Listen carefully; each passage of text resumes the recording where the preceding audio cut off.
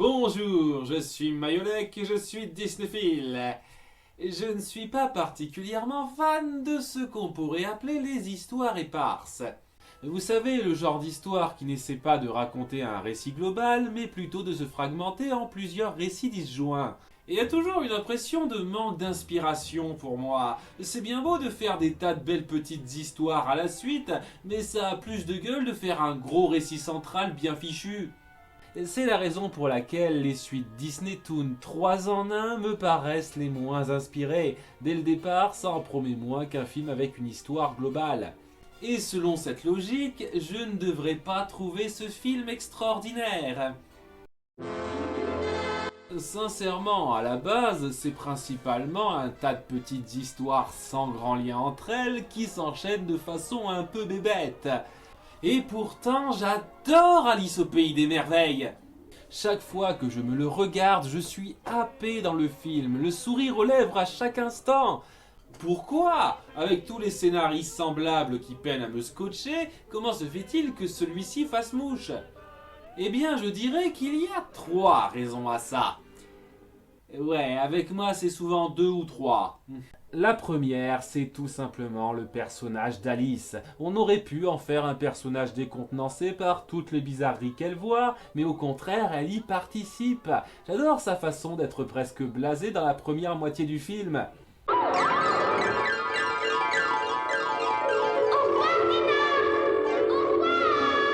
Je tombe dans un trou de terrier sans fond. Un mercredi typique. Elle arrive même à décontenancer les personnages qui sont censés la décontenancer. Il est presque certain qu'on a de très gros ennuis dans ces cas-là. Pardon, vous disiez? J'étais en train de me parler, je me donnais de beaux conseils. Mais elle a ses limites et c'est vraiment prenant de la voir saturée petit à petit de cet endroit. Je trouve que c'est un des personnages d'enfants les plus réussis qu'on ait fait en animation et qui illustre bien le côté espiègle anti-ordre, sans en faire trop comme certains autres personnages d'enfants qu'on ne tardera pas à aborder. C'est moi que je l'ai eu. Je pense que nous ne devrions pas faire ça. Ce n'est pas correct. L'un de ces 2 extraits est plus subtil que l'autre. Elle est vraiment le cœur de ce film et elle le porte magnifiquement. Et c'est en grande partie grâce à elle qu'on a la deuxième raison qui fait que j'adore ce film malgré sa structure, la façon dont la morale est amenée. La morale est simplissime, ce n'est pas bon d'être trop curieux ou de trop se laisser aller à ses fantaisies. C'est basique, mais intemporel. Trop de curiosité, ça peut mal tourner, aussi bien maintenant qu'il y a 150 ans. Mais cette morale est vraiment bien conçue autour d'Alice. Dès le départ, on nous la donne, cette morale, et on la tourne même un peu en dérision. Et il y a une moralité à tirer. Oh oui, il y a une moralité, pour peu qu'on soit une huître. Eh bien, cette visite a été très instructive. Mais c'est vraiment au travers de l'exaspération croissante d'Alice et de son arrivée au point de non-retour que le message finit par passer à la perfection.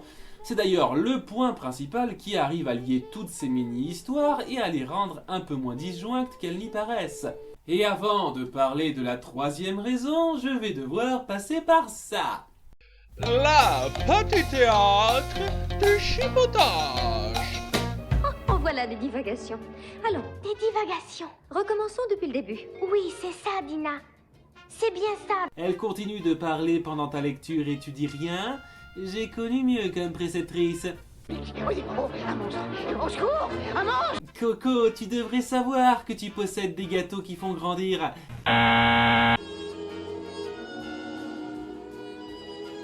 Faux raccord, elle est où la trace de Cantemort? Maintenant, elle doit marcher. Et comment le couteau a réussi à passer à travers le haut du goût?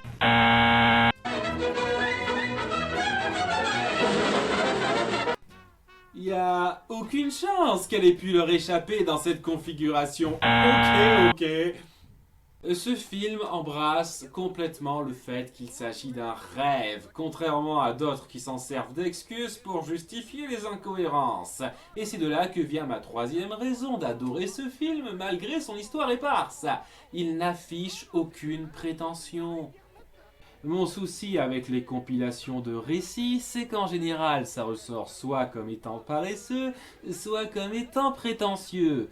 Oh, regardez, je raconte une histoire de façon pas conventionnelle, je suis tellement un artiste à part.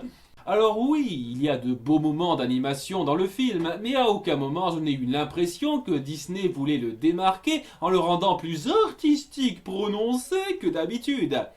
Ils ont appliqué leur formule à une histoire de base non conventionnelle et il en est ressorti un film qui regorge de bizarre tout en dégageant une vraie simplicité. C'est pour ces raisons que le côté histoire éparse ne me dérange pas et que j'arrive à apprécier sans filtre tout ce que le film a à offrir.